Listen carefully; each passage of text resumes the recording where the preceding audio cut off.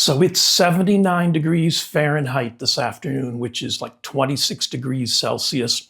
It's sunny, it's beautiful outside. I got the windows open and there's a breeze knocking the stank out the house. So it's a perfect afternoon to join me with a tasty beverage of your choice close to hand while we check in with some 3-month, 6-month, and recent acquisitions.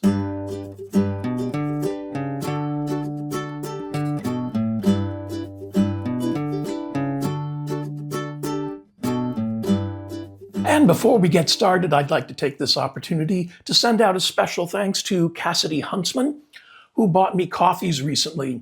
Your support for my channel goes a long way in keeping me in Hoya and Dischidia and some of the other new things you'll see, technology and infrastructure. So thank you very much for your support.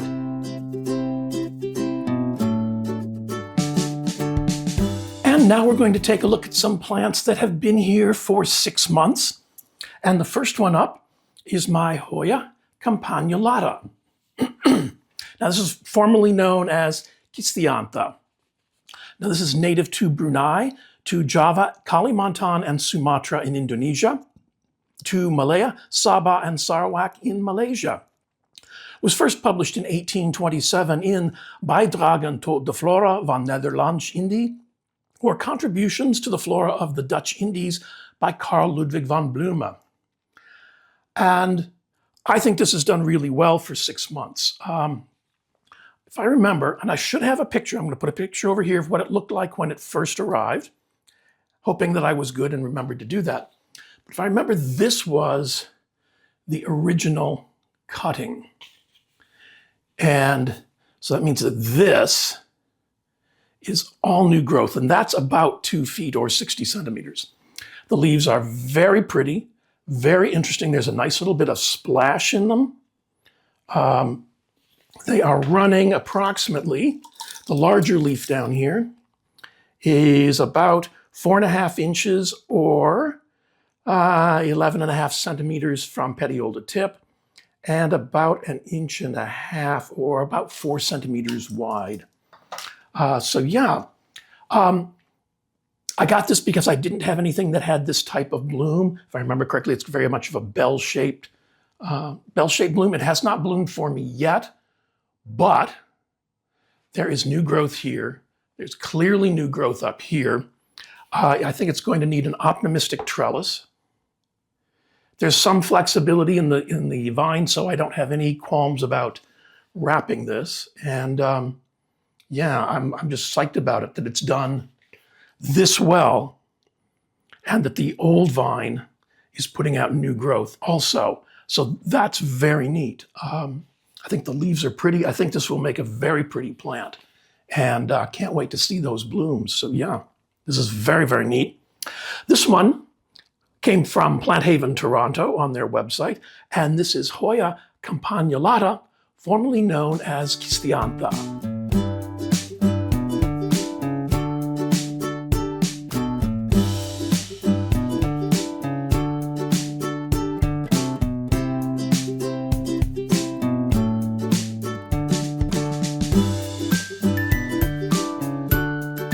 And the next one up for 6 months is my Hoya minahassae. Now, minahassae is native to Sulawesi in Indonesia, and it was first published in 1916 in Bei Hefte zum Botanischen Zentralblatt, Abschnitt 2, Systematik, Pflanzengeographie, Angewandte Botanik, which is supplements to the Botanical Central Journal, Section 2, Systematics, Plant Geography, and Applied Botany by Friedrich Richard Rudolf Schlechter. And there's a note on the herbarium sheet that says Celebes, which was the old name for the island of Sulawesi. And if you look on a map, that's the kind of C-shaped island to the right of Borneo. Now this came as a bunch of cuttings, slightly rooted cuttings in a small pot. And I should have a picture of what it looked like over here. I'll put that up for you. It's doing okay. My take on this one is that it's a little bit fussier than I thought it was gonna be. It doesn't tolerate It wants a really steady supply of moisture and food. It doesn't tolerate overwatering. It doesn't tolerate underwatering. Let's see what's going on down here. Nothing is coming through yet. There is moisture. The leaves, the older leaves feel good and firm. They are running approximately, on the really healthy looking ones, let's say 2¼ inches or 5 3/4 centimeters petiole to tip, and about 1 1/8 inches or about 3 centimeters side to side. I think this one is going to appreciate the warmer weather. Yeah, it's not, I wouldn't call this a difficult one, but I wouldn't call this an easy one either. And this was probably the wrong time of year, the winter, when I did this, or going into winter. Might not be the best time of year for it, for shipping and everything else. I think the warmer temperatures and the, oh, who's that? Oh, Lord. Yeah, out of the corner of your eye, you see something that's growing way where it shouldn't be, and you trace it back, and it's, oh, yeah, I need to address that soon, because that's easily 4 feet of vine. Anyway, back to minahassae. I haven't seen any blooms yet. I haven't seen any peduncles. We're just going to keep our fingers crossed. I'm going to set up an optimistic trellis for this one, not very tall, maybe, like 2 feet or maybe 1.5 feet, and see what happens. Yeah, if this is something you're going to try, then I think the warm season, whatever that is, whatever your summer is, would be the time to do this. Right now it's living on one of my carts on the lower level, but that's in the fallout from some of the grow shelves. So it should be getting a decent amount of light. The leaves don't look chlorotic. They look good. So yeah, I'm not, it's not, right now it's not a thriller, but I think it has potential. So we're going to keep going with it. See what happens, Yeah. Doing what we can with this one. We'll see how it goes. We'll keep you posted. This one came from Plant Haven Toronto on their website, and this is Hoya minahassae.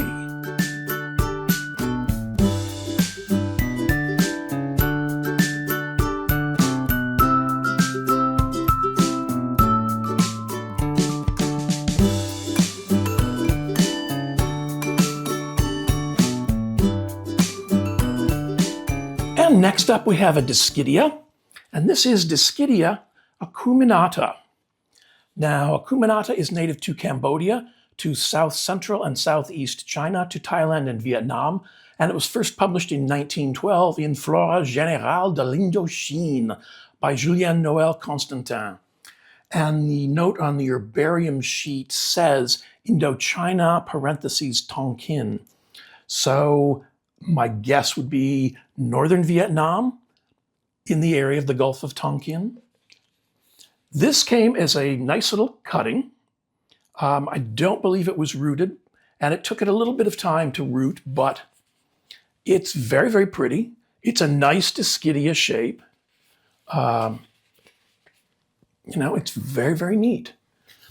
It has a slightly raised central rib and some raised side ribs. The long leaf down here is measuring 3 inches long, and 3 inches long is about 7 3/4 centimeters long, and it's going about, I'm going to say 1/2 inch or 2 centimeters wide.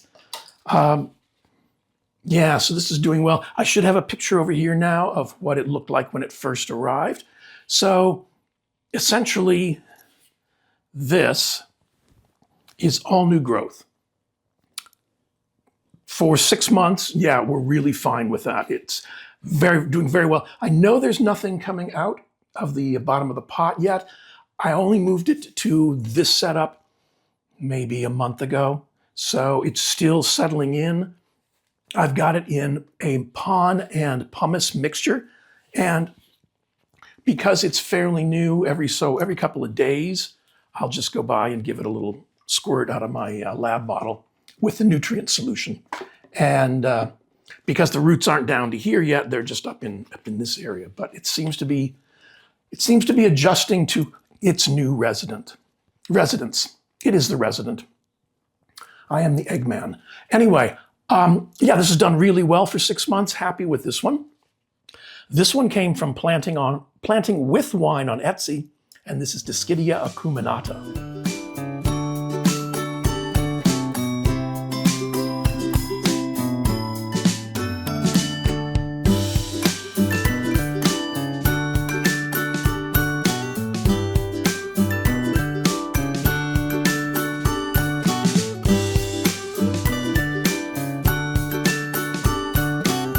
Now, another cutting that arrived in that same order is my Dischidia dolichantha. Now, dolichantha is native to Brunei, to Kalimantan and Sumatra in Indonesia, and to Malaya, Sabah, and Sarawak in Malaysia, and was first published in 1908 in the Botanische Jahrbucher für Systematik, Pflanzengeschichte und Pflanzengeographie, or the Botanical Yearbooks for Systematics, Plant History, and Plant Geography by Friedrich Richard Rudolf Schlechter.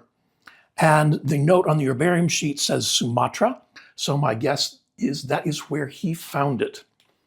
The leaves are very neat, kind of a short, squat lancelet or an elongated teardrop, one or the other. And it has put out those 2 new leaves, and there's a new bit of growth at the top there. I should have a picture over here now of what it looked like when it first showed up. And it was just these 2 leaves, 2 basal leaves on the cutting. I know there's nothing coming out because this one also got just transferred to this longer care facility about a month ago. So again, the same thing. It's a mixture of pumice and pon, generic pon. And every couple of days, I just come in and give it a little squirt, because again, the roots are only up in here and not down where there's more moisture. So to help it make that transition, we're doing that. But yeah, I'm okay with this, you know. It got through the winter, and it's settled right in. There isn't any kind of difficulty. What's going on with that? Okay. So yeah, this is doing really well for me, and I'm pleased with its growth so far. So yeah, this is Dischidia dolichantha, and it came from Planting with Wine on Etsy.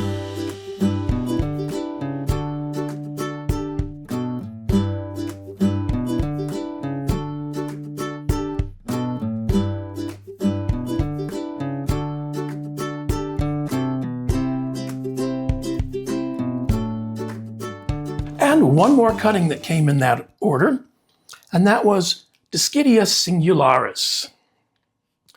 Now, singularis is native to Thailand and Vietnam. It was first published in 1911 in Bulletin of Miscellaneous Information, Royal Gardens, Kew, by William Grant Craib, C-R-A-I-B. And the note on the herbarium sheet says Siam, so whoever found it, and I don't have that information, probably found it in Thailand. Siam's the old name. Those of you Broadway people know the old name for Thailand was Siam. I like the shape of this leaf. They're very long and narrow. It did okay over the winter, but it struggled a bit. And part of that was my fault. As I said, I like to get in and give them a squirt every couple of days.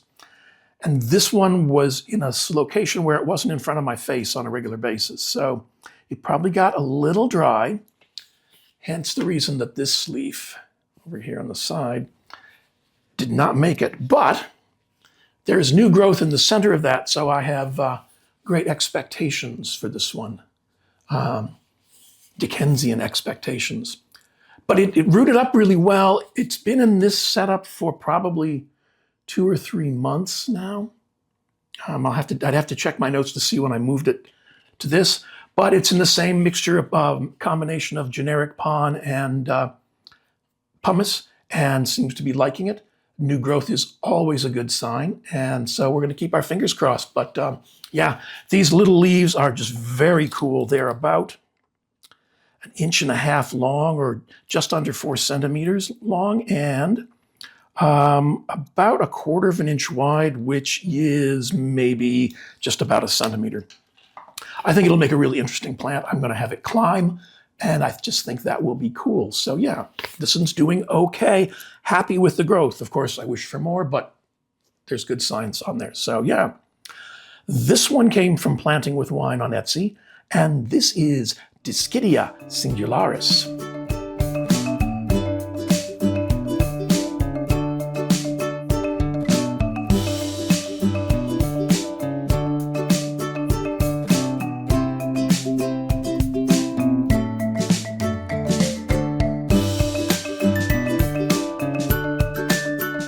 So as some of you may know, my wish list, my Hoya wish list is not very long, and that's very specific at this point. So I'm looking for very, very specific things. And in the interim, I started trying some other stuff. And one of the things I had some success with initially, so I thought I'd try again, is Anthurium. And so I watched Kaylee Ellen. Hi, Kaylee Ellen. If you're really bored some night and watching my channel, thanks. Call me. So I looked through and watched some of her videos about what were hardy Anthurium. And I like the long strappy leaf ones. So I ordered Anthurium pallidiflorum. Now, pallidiflorum is native to Ecuador. Was first published in 1898 in the Botanische Jahrbucher für Systematik, Pflanzengeschichte und Pflanzengeographie by Heinrich Gustav Adolf Engler. And this one, again, I ordered, so 3 months, so that means this came in January. It did not do well, and I have it growing in a pumice mixture and a self-watering pot. And it did not do well with the transition. And I was a little concerned, and I thought, you know, that's sad, it didn't make it. But then I looked, and there is a new leaf right there, unfurling. So that's why I hadn't trimmed off the other expired leaves, because I wanted to show you that, you know, things don't always go well for me either. But with that little leaf there, I'm very excited. I'm trying, I had really good luck with the basic, what's known as the Dutch Anthurium, which is Anthurium andrianum. And I wanted to try something a little bit more adventuresome. I have another strap leaf Anthurium that's done fairly well. So I thought, you know, I'm going to try these in pon. Because again, Kaylee Ellen grows a lot of hers in pon or leca or stuff like that. And I thought, well, I haven't tried that before. Let's see if that works a little bit better. So yeah, it's making its way. It's doing its thing. It currently lives in my living room on the top of some shelves. So that's about 4 feet tall, 4.5 feet tall. There is a west-facing window. So this one might get maybe half an hour of really bright light, but the rest of the time it gets bright and direct. And I'm very excited about that new leaf. So that's very cool. I'm also excited that this experiment in growing some of these plants in self-watering and pon mixture seems to be working too. So I doubt that there's anything coming out. No, I'm not even gonna try and lift that because it's heavy. But yeah, this has done really well for me. So yeah, trying other stuff, seeing what works. This came from Equigenera on their website, and this is Anthurium pallidiflorum.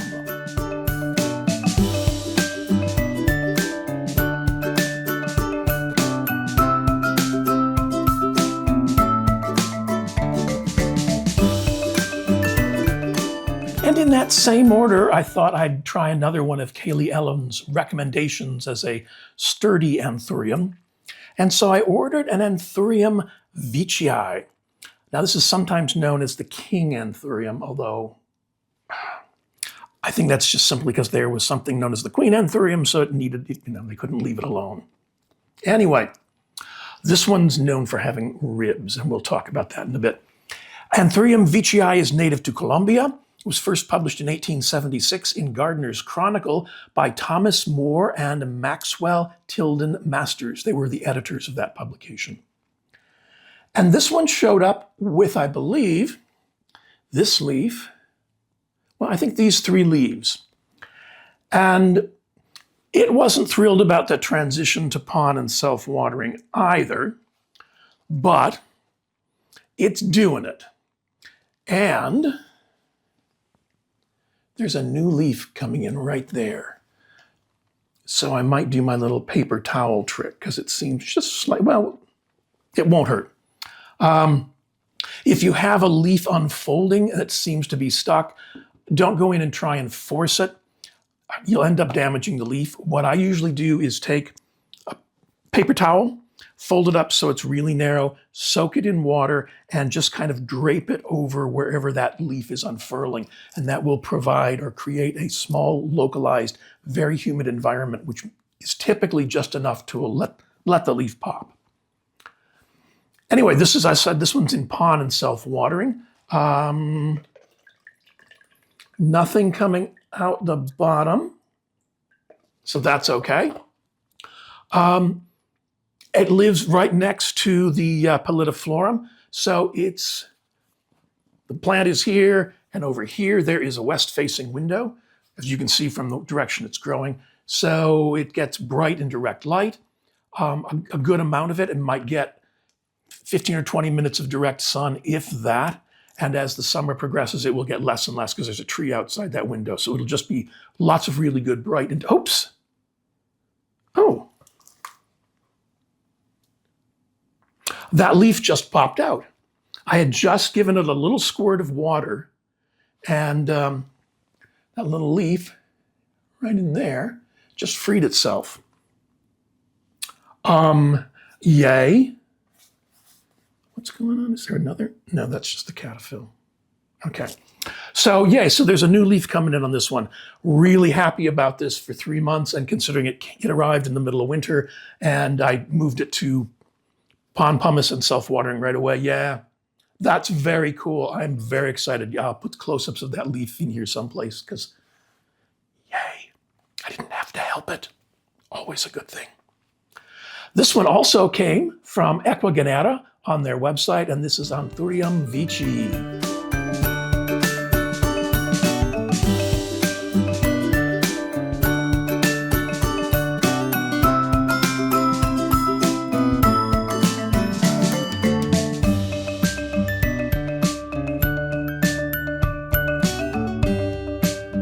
And this next one has also been here for 3 months, and I was very excited about how this one went.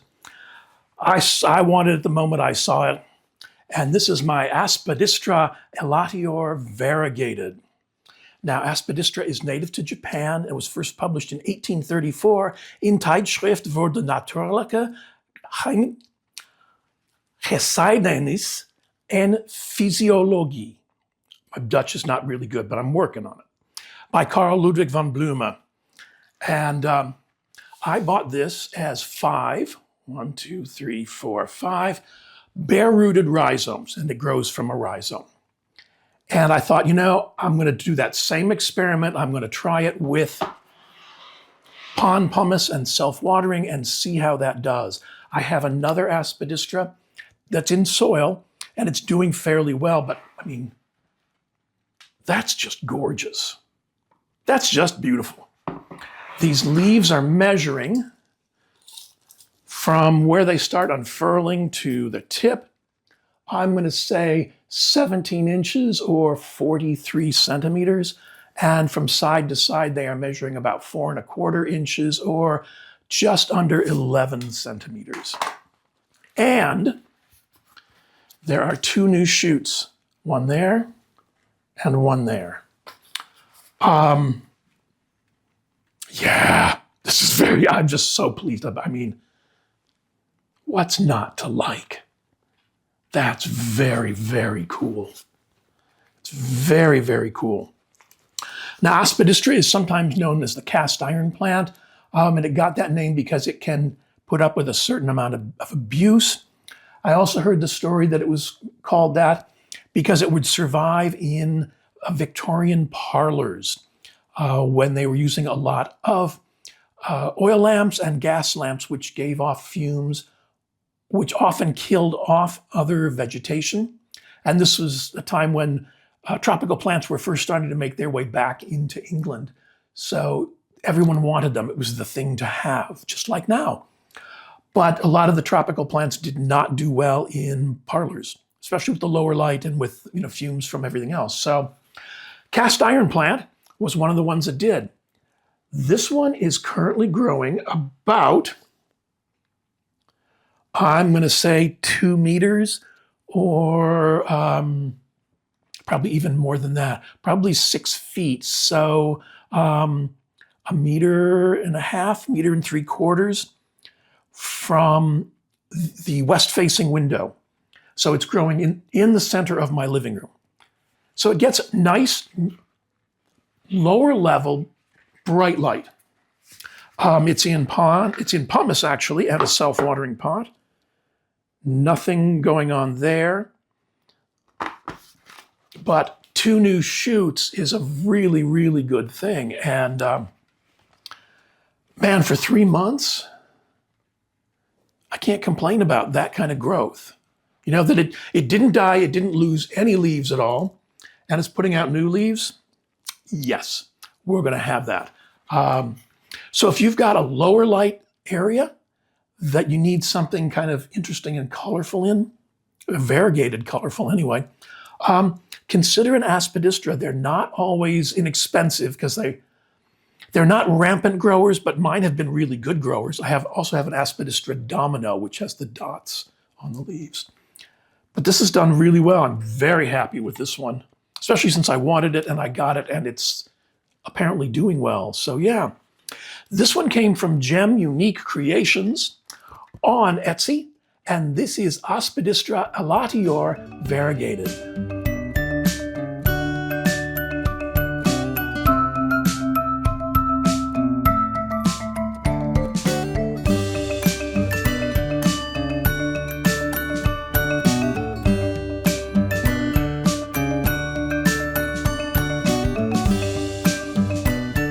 Also here for 3 months, you've seen before, but now you're going to see it again. This is Microsorum thailandicum.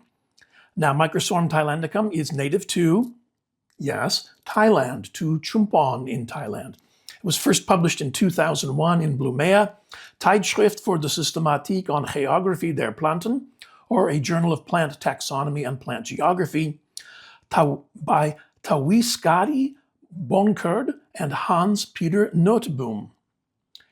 And I had this one for a while, and I was doing research.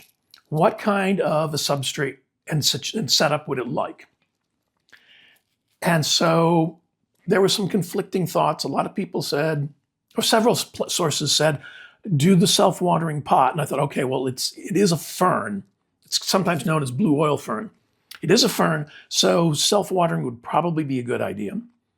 And I was considering doing it in pumice, and then just kind of said, no, I'm gonna err on the side of what I kind of know.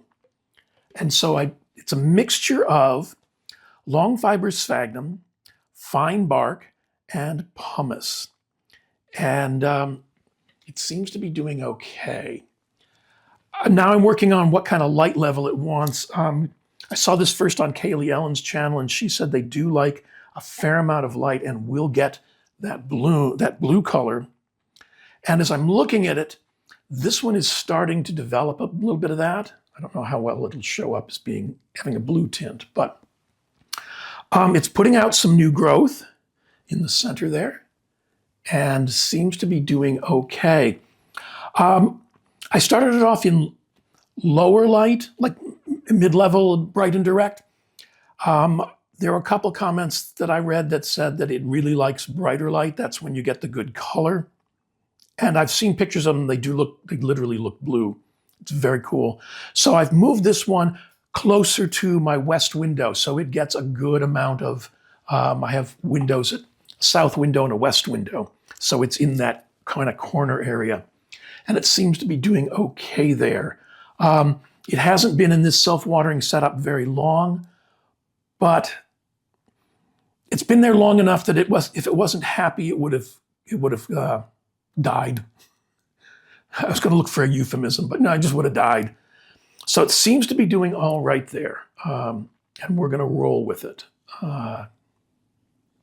So yes, I think this is interesting. I'm all for interesting plants, so absolutely yes. Yeah, no trauma, no drama, no problems so far.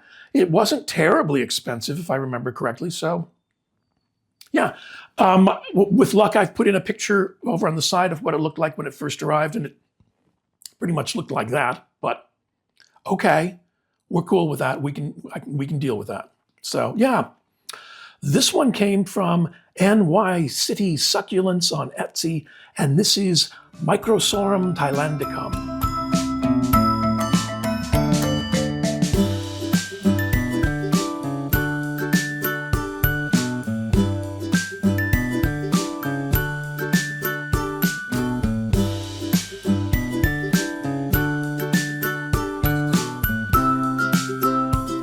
Now, I've never had a whole lot of luck with philodendron of any kind. So why do I keep putting myself through this? I don't know, but I do. Maybe there's a masochistic tendency in there. I grow plants, of course there's a masochistic tendency. The next one up that's been here for 3 months is my Philodendron gloriosum. Now, Philodendron gloriosum is native to Colombia. It was first published in 1876 in L'Illustration horticole by Edouard François André. And yeah, this is another one that Kaylee Ellen recommended. There's a theme in this one. I guess I was watching a lot of her videos. If you haven't ever watched Kaylee Ellen, do yourself a favor. She's just a treat. I would love to go out drinking with her sometime. I think we would have fun. But she just calls it like she sees it, you know? If she doesn't like something, she just says so. So yeah, I find her kind of refreshing. That she just speaks her mind. You go, girl. Anyway, I ordered this one, and it came with this leaf, but that damage is due to shipping. But since it arrived, it's put out this new leaf, which is very, very pretty. Now I have it growing in a pumice and a self-watering pot, and it seemed to have made the transition. There were a couple other minor leaves. It seems to have made the transition to pumice and self-watering fairly well, because this new leaf emerged after it arrived here. So, and that's pretty darn undamaged, you know? I was going to say I would be happy with that. I am happy with that. It's very, very pretty. I believe this one is a crawler, which means in a while I will probably have to do something with it. But I knew that going in, so I will deal with that when I need to, which means it will generally philodendron come in twos, well, let's say 3. There's climbers that will climb up, need something to climb up like a pole or something like that. There are crawlers which crawl along the surface of the substrate or the soil or whatever whatever you're doing, and will continue to move toward one direction. And there are also a few that are known as self-heading, and so they don't need a stake and they do tend to grow upward. I had a philodendron Birkin at one point when it was the hot plant. I bought it on the scratch and dent rack, so I wasn't paying that kind of money, but it just got leggy and it wasn't pretty anymore, so it went away. This one, however, I think is going to be really neat. The leaves are a little firm. They're smooth. This is not a velvet. At least it isn't. Well, maybe it gets a little velvety. Right now, it's not velvety. I think the markings are really great. It seems to be happy and healthy, and that's good enough for me at this point. This experiment with philodendron is working. It currently lives about 1.5 feet back from a west-facing window. 1.5 feet is going to be like 45 centimeters. It gets a little bit of direct sun, but it's far enough back, it's just a passing thing. As the summer progresses, there's a tree outside that window, so it will not get as much direct sun as the summer moves on, which should be fine for this. But yeah, I'm pleased about this one. Maybe I have a future with philodendron well, you'll find out next, but after several attempts that went awry.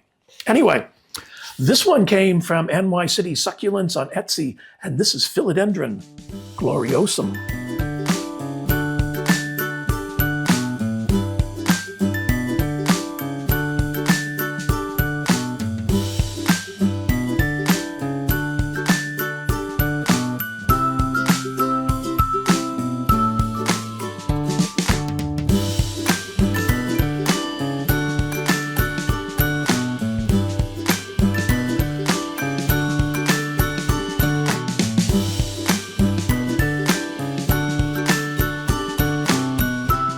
Now some things that are new within the last month or so. And I was so encouraged by that Philodendron Gloriosum that I decided to try another philodendron. I know I'm a glutton for punishment. But it's one I'd wanted, and this is the third strike. So, well, it hasn't done the third strike yet. And this is Philodendron tortum.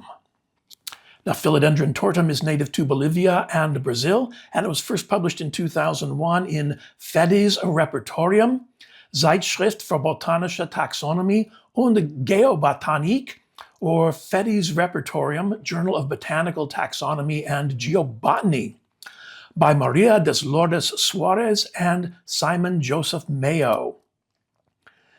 And I've, as mentioned, tried this a couple of times. I love those leaves. It looks a little scraggly right now. I know. But I've seen good examples of this on Fern's channel.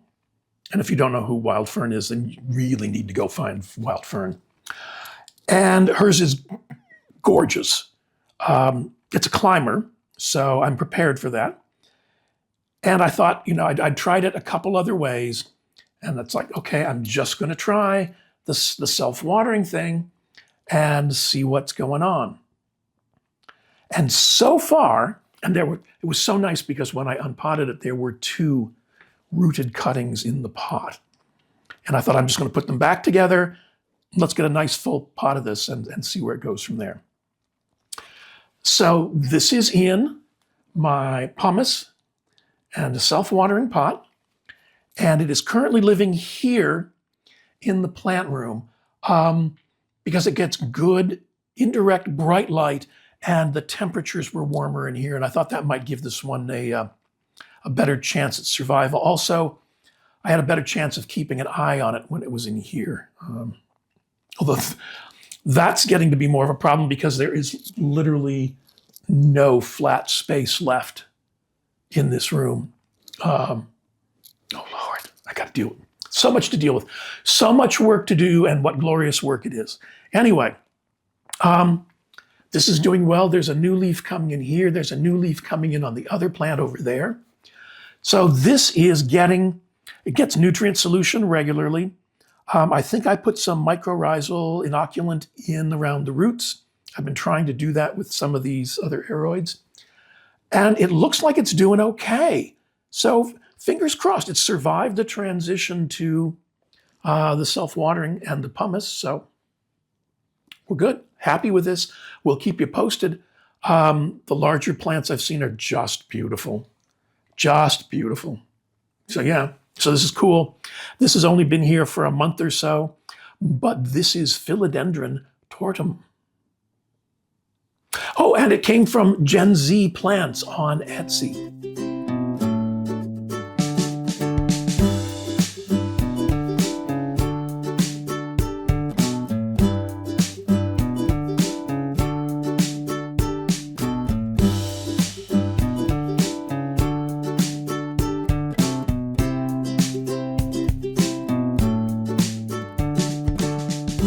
In the middle of last month, a buddy and I went over to Logies in Connecticut, because I like to do that every couple of months or so. And I was poking around looking at things in the greenhouse and saw something and went, oh, that's, yeah, there wasn't even a discussion. It was just coming home with me. And that is Sarracenia purpurea, which is sometimes known as the purple pitcher plant. Now, Sarracenia purpurea is native to Canada, to the provinces of Alberta, British Columbia, Labrador, Manitoba, New Brunswick, Newfoundland, the Northwest Territories, Nova Scotia, Nunavut, Ontario, Prince Edward Island, Quebec, Saskatchewan, and to the United States, the states of Alaska, Connecticut, Delaware, Georgia, Illinois, Indiana, Iowa, Maine, Maryland, Massachusetts, Michigan, Minnesota, New Hampshire, New Jersey, New York, North Carolina, Ohio, Pennsylvania, Rhode Island, South Carolina, Vermont, Virginia, West Virginia, and Wisconsin. So, North American growing plant, cooler temperatures, absolutely beautiful. I mean, look, that's the picture opening. And I'll put close-ups of this because it's just staggering. It is so neat. I mean, look at the veins on that thing. Don't go there. No, I'm not even going to. Yeah, anyway, this is just a beautiful plant. I am so psyched about this. So it's a carnivorous plant. It produces a nectar down in those pitchers, down in here. And there are little hairs on this outer lip that angle back down in. So once something crawls in, it's very difficult for it to crawl out, which I think is just cool. Can you see the back of it? I think that's just cool. It's so pretty. It's so pretty. So this came in a small tight pot. I should have a picture of what it looked like. And it looked much like this, but I decided it was going to go in self-watering because it's carnivorous plant. It's a bog plant, so it needs that. It probably needs a little bit more light, but I'm working on that for the summer. I think it's going to go out on the porch. Not that I have a lot of insects out there, but I think the light is going to be more what it may want. Anyway, so it looked pretty much like that when it arrived. I cleaned it out. I picked away a lot of the substrate it was in because it was a kind of a peat-based mix. And at the greenhouse, they had the pots sitting in a dish of water, which probably solved a lot of problems for them. But for me, I thought, I'm going to do the self-watering thing. So it's in a mixture like the Microsorum thailandicum of long fiber sphagnum, some fine bark, and pumice. A lot of pumice and some long fiber sphagnum. So it's very, very airy, but it holds, it's moist now. Moist. I think that's just gorgeous. I really do. I think it's very, very pretty. It's just those pictures are so cool. The markings, they'll be close-ups if there haven't been already. This is very cool, though. It seems to have survived its transition to the self-watering pot with minimal difficulty. There's new growth coming out the center. It's only been in this pot for maybe 2 weeks, maybe 3 weeks. I was out of these kind of self-watering pots when I got it, so I had to order some more, but those are minor problems. This is just really pretty. I'm psyched about this one, if you can't tell. Yeah. Plus, it's a North American kind of fun plant, so yeah, all over this. This one was found near Lake Beauchamp near the city of Ontario. This came from Logies. This plant didn't come from Ontario, but the one that made the herbarium sheet. This one came from Logies, and you can visit them on their website. And this is Sarracenia purpurea.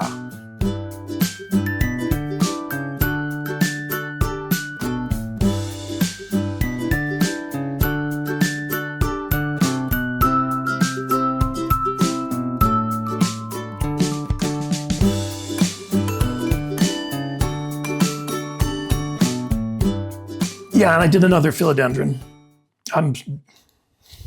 I know. Anyway, this is Philodendron Glorious. Now, Philodendron Glorious is a hybrid of Philodendron gloriosum, which is a crawler, and Philodendron melanochrysum, which is a climber. So we're going to see what happens. This was created in the 1970s by Keith Henderson in Cairns, Australia. And this is another one that Kaylee Ellen recommends. It's because, so melanochrysum has a reputation of being a really pretty philodendron, but really finicky. And gloriosum has a reputation of being a really beautiful philodendron, but a little bit finicky. This one, Glorious, has a reputation of taking the best of the characteristics from each one of the parents and putting together a plant that is very tolerant of household conditions. Let me clean off this leaf because this is the good leaf.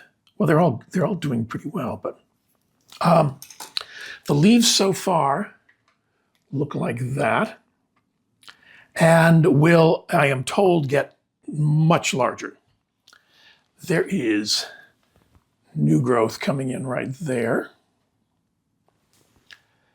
This is a new leaf, and this is a new leaf. I should have pictures of what it looked like when it first arrived over here. Does that need a little? That needs a little bit of a lubrication as well. So I'm going to do that. Let's see if that helps that one pop. There's a new leaf coming in there, and I think it wants to come in that way. So this one, when did I get this one? Middle of last month, about 4 weeks ago. It's in pumice and a self-watering pot. It didn't even really bat an eye. I cleaned off most of the substrate it came in. It was something rather peaty based, and settled it into this. You know, every couple of days I go in and give it a little squirt because same old thing. The roots aren't down here yet; they're still right up in here. So I give it a little squirt, give it a little drink, and it seems to be pretty darn happy, which is really cool. Maybe for me, this is the solution for philodendron. We'll have to see. Yeah. I'm psyched. I'm very psyched. It's currently living in the plant room. It lives right here, actually, on top of my desk. There are several of them that you will be seeing that are living right here. It's just, I think those leaves are going to be gorgeous. And the fact that it traveled so well is a testament to it, I think. It didn't travel in the depths of winter, but it was still March. So here in New England, that can get kind of cool, temperature-wise. It's always cool here in New England. But yeah, I'm really psyched about this. So maybe my philodendron curse is broken. But yeah, this is cool. This is Philodendron Glorious, and this one came from Gen Z Plants on Etsy.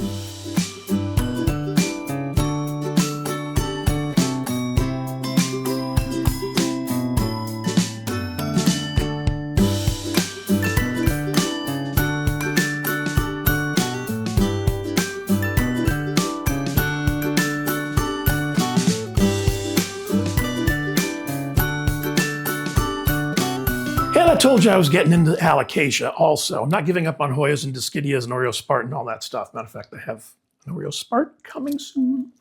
But I've had, years ago,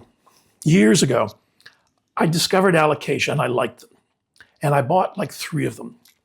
And they were wonderful. And then I learned about spider mites. And they are not wonderful. And before I really saw what was going on, there were spider mites all over my Alocasia. And I learned that spider mites really like Alocasia. I don't know how the spider mites came in because nothing else really had them, but they did, and that's all that matters right now. So out of the 3 Alocasia I had, 2 of them did not survive. The third one, and I'll put a picture of it over here, is Alocasia michioliziana Friedeck, and it has done so well for me. I've taken corms from it. man, once I got rid of the spider mites, and the thing that worked was systemics. I know, but it's the only thing that worked. Trust me, it's the only thing that worked. So I thought, I'm going to try Alocasia again, but I'm going to try it with pond and self-watering, or pumice and self-watering, since why not? It's working for everything else for me. So last week I picked up Alocasia Sumo. Now, Sumo is a patented hybrid of Alocasia portora and Alocasia princeps. And I think the leaves are very, very pretty. The big leaf here is from the top of the leaf to the tip is easily 10 inches, and 10 inches long, which is about 25.5 centimeters, and about 5 inches wide, which is about 12.75 centimeters. The petioles are very pretty. It's not like Zabrina or any of the others, but there is kind of a pattern to them. I just like the leaf shape on leaves. I like the sinus and everything else. That's just very cool. And as I was doing research, I saw it at Logi's, and I went like, that's really neat. It's just a plain green Alocasia, but it's a nice plain green Alocasia, It's interesting. And you can't have everything be all fancy and everything else, because then nothing stands out. So I brought it home. I did my usual thing. I cleaned off almost all the substrate, rinsed it off and did a little picking, settled it into pond and self-watering, and settled back to watch it. There is a new leaf starting to form, and the leaves come out of each other, so there's a new one starting to form in there. And as I was doing the research and found out that it was patented and it was a hybrid, I knew it was a hybrid from the name, learned that the leaves on this thing can get humongous. And I'm not talking humongous like 2 feet, I'm talking humongous like 4 feet long. And I kind of went, well, okay, we'll learn to live with that. So that's what we're doing. It's been therefore, what's the date on that? Toward the end of March. So it's had about 3 weeks, because I moved it into this after, once I got it home for a day or two and I saw that there were no pests on it. There's never any pests from Logi's. Anyway, it's wonderful. Moved it into here, and it has not lost a leaf. Nothing's gone wrong.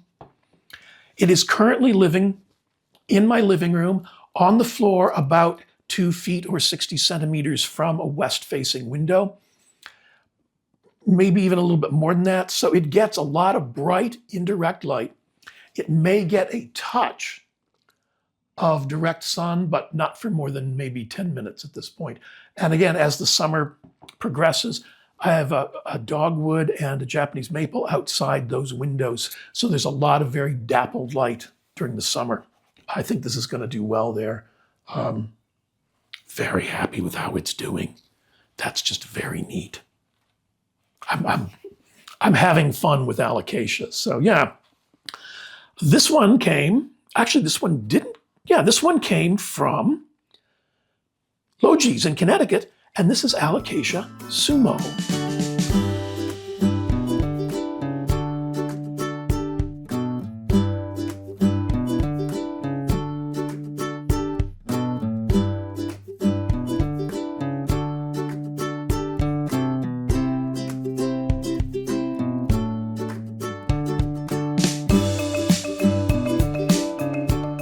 I told you I was getting into Alocasia, so if I can't find the Hoyas I'm looking for, I'm going to keep looking for them, then I'm going to find some other stuff to play with. And this one is Alocasia Golden Bone. Now, Alocasia Golden Bone was introduced in 2006 by Indonesian grower Astrianto, and it's probably a hybrid between Alocasia mycolitziana and Alocasia purpurea, both of which I have. And this one is supposed to have gold veining in it, so down the center. So you can see a little bit of it. It probably needs a bit more light, but it's doing okay. When did it arrive? The 19th of last month. I gave it a couple days, maybe 4 or 5 days before I settled it into, and this is, again, pumice in a self-watering pot. And this leaf was on its way out anyway, so no great loss there. I try and let you see what's happening so you don't think everything is perfect at my house, because it's not. It's doing well. I can see that there's a new leaf developing on this one, and this leaf pretty much emerged after its arrival here. I should have a picture of what it looked like when it showed up, and we can see whether or not that's true. It's very pretty. I like the shape of the leaf. I think that color leaf with the gold veining or the yellow veining is going to be very pretty. That may develop over time as the plant matures, but so far it's doing it. It traveled and it made the transition to pumice and self-watering without any big difficulties. And again, I'm doing the same thing. I'm giving a little squirt with my lab bottle every couple of days to make sure that the roots are all up here. I probably gave this one some mycorrhizal inoculant as well. It's just doing. I'm happy. I'm happy. Yeah. Did I show you? If I didn't show you the picture, I'll have a picture. But it was just a nice little plug, I think, if I remember correctly. So yeah, this is very cool. This is Alocasia golden bone. And I was about to shut it off. And it came from Salad Beard Farms on Etsy.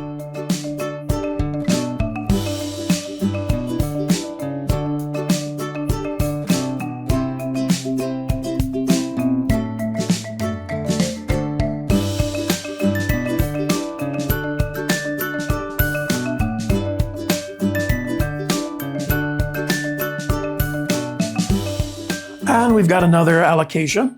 And I did have one of these before, but it was one of the spider mite victims, and so we're trying again. This is Alocasia baginda black velvet. Now, Alocasia baginda is native to Brunei, to Kalimantan in Indonesia, and to Sabah and Sarawak in Malaysia, so essentially the island of Borneo. Was first published in 2011 in Acta Phytotaxonomica et Geobotanica by Agung Kurniawan and Peter Charles Boyce. When I had this before, I really loved it. It's so pretty. It is a lovely dark green. It will get even darker. Nice veining. It's not, but when I had it before, it wasn't fussy, it wasn't difficult. But this time, since I was on that pumice and self-watering kick, that's what I decided to try. There should be a picture of what it looked like when it arrived. It looked pretty much like this, which is okay because that means that it really hasn't lost any leaves. It may have lost, what's going on there? It may have lost one. But it was an older leaf. It was not new growth or anything like that. So these are just really, really pretty. And I had these growing in, all these Alocasia, everything you've seen is growing in ambient because I don't have any grow tents or cabinets or anything like that. So we'll see how they do. But right now, I think that's very, very pretty. The leaves will get a little bit bigger, maybe twice again as large. Right now, this older leaf is coming in at 2 inches wide or about 5 centimeters wide, and petiole to tip, or actually top of the sinus, and it's got a closed sinus. So that's about 3 inches or 7.5 centimeters. Yeah, that's just cool. That's just pretty. I like this. This one also came from Salad Beard Farms on Etsy, and this is Alocasia baginda black velvet.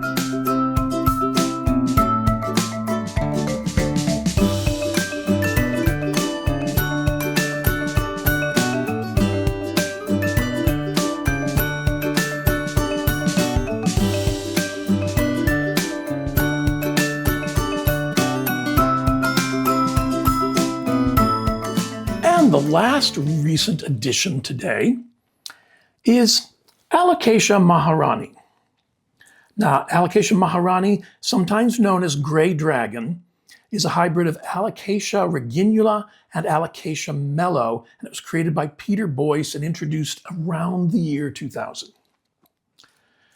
Now, this came as part of that same order from Salad Beard Farms, and the others did very well. I was able to get them into pond and self-watering, or into pumice, because this is pumice, and self-watering right away. I ran out of these self-watering pots, so I had to order more, and this plant did not appreciate. I kept up with the watering. I treated it really well. It was growing here next to the others, but it did not like sitting around waiting for its long-term home. So we did lose a leaf, and that stuff happens. I'm not disappointed about that. And even though I gave it the same care and the same transfer protocols as the others, was not entirely happy. But it did push out that new leaf. It's in the process of coming out now. And again, there'll be a picture of what it looked like when it first arrived over here someplace. So this new leaf looks fine. It's going to take it a little bit of time to recover, because it arrived in that same shipment, but it was at least a week, if not a little bit more, before I was able to get it into this setup. So it's probably only been here maybe 2.5 weeks. But it hasn't died. The leaves that are there are looking not as good as they did when they arrived. This one isn't. This one is getting there. So, I'm doing the same thing every couple of days. We give it a little squirt, squirt, squirt, and keep our fingers crossed. And again, it's living here on my desktop until the warmer weather comes and it moves out. Even though it's nice and toasty today, it's southern New England, so it could snow tomorrow. Believe me, it's happened. We've had snow at the beginning of May. So anyway, happy with this. Fingers crossed for it. The pumice and self-watering experiment seems to be proceeding rather well at this point, but we'll keep you posted. This one is Alocasia Maharani, and this one also came from Salad Beard Farms on Etsy.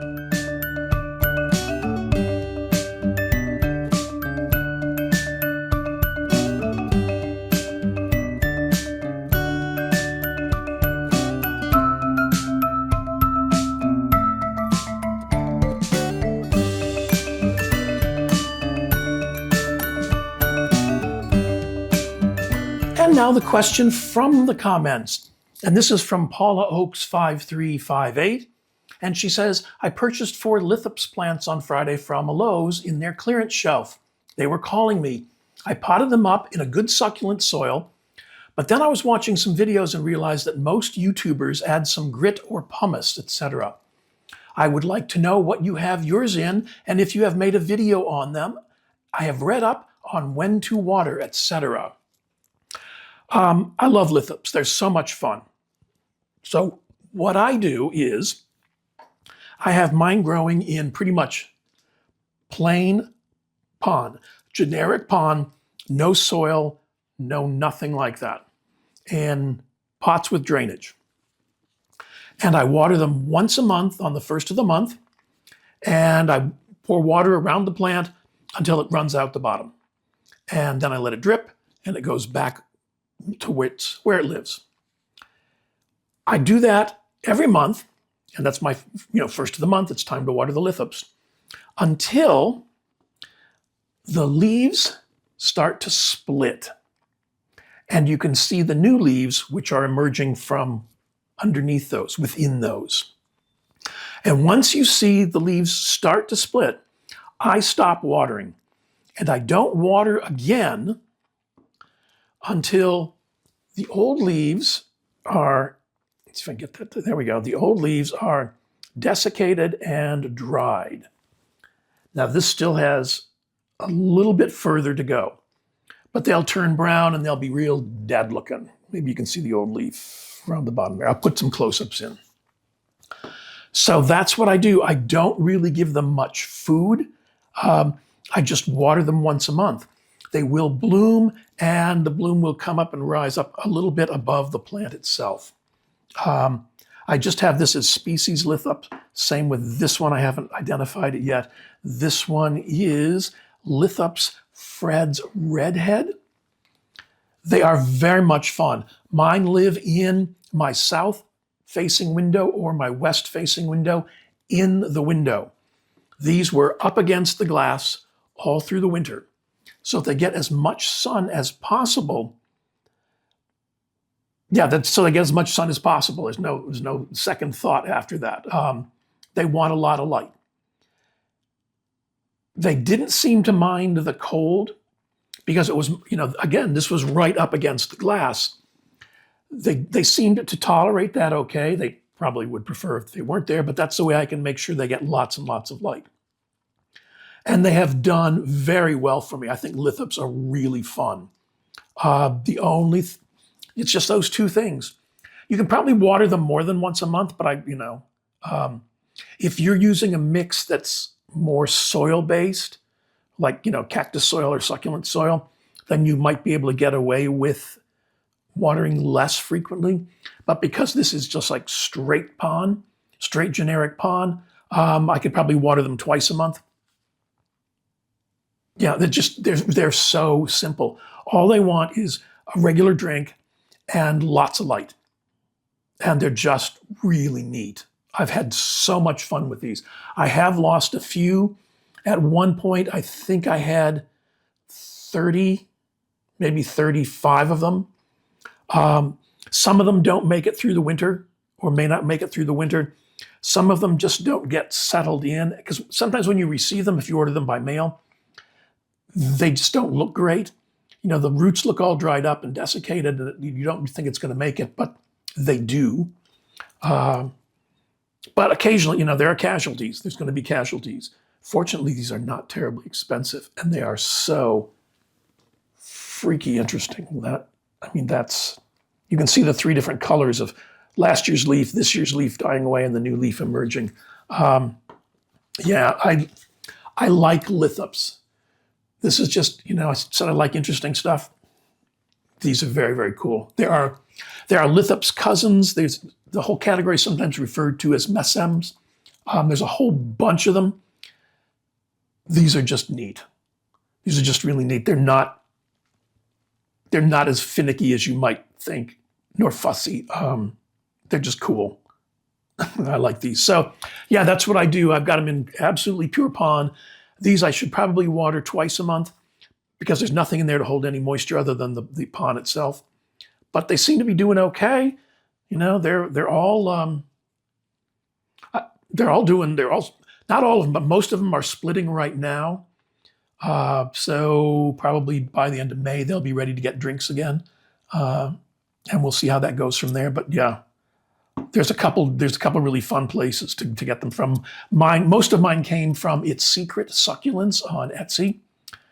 So yeah, I think I do have a video where I talk about my lithops, but if I remember it, I'll try and squeeze a link in. But yeah, anyway, that's what I do.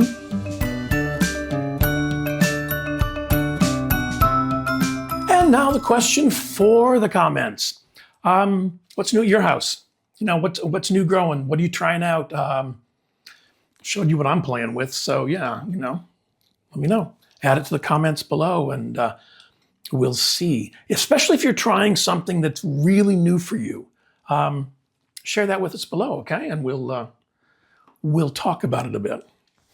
And as always, I want to thank you for choosing to spend a little bit of your time with me this week's end. Please remember to click that thumbs up like button, the subscribe button, the notification bell. And if you're on a mobile device, after you finish watching and commenting, click on that hype button. All of those things help convince YouTube that my videos are worth watching, and then YouTube decides that they can recommend them to other people, which is how you help the channel grow. A lot of the products that you've seen me use are available through my Amazon storefront. There's a link in the description, or you can click on this QR code with your camera, not click on it, but use the camera thing on your phone to visit my storefront. I receive a small commission on the sales, but it doesn't increase your price, and it's another good way of helping the channel by buying things that you would normally buy anyway. I also have a relationship with Sansi Corporation if you're in the market for grow lights. And there's a link in the description where you can use this QR code and this discount code at checkout, and you'll receive a 30% discount on the prices you find on the site. I receive a small commission on the sales from that site as well, and it's another great way of helping support the channel. I've been very happy with my Sansi grow lights. Another vine going crazy over there. I've been very happy with my Sansi grow lights, and I think you'll be pleased with the possibilities they offer. If you'd like to support the channel directly, there's a link in the description to my Buy Me a Coffee page, or you can use this QR code with your camera on your phone to visit my Buy Me a Coffee page. Or you can click on the thanks button down here, and YouTube handles everything dealing with the thanks button. As usual, I'm going to post links to a couple more videos you may find interesting over on the side here, and please enjoy the rest of your week's end.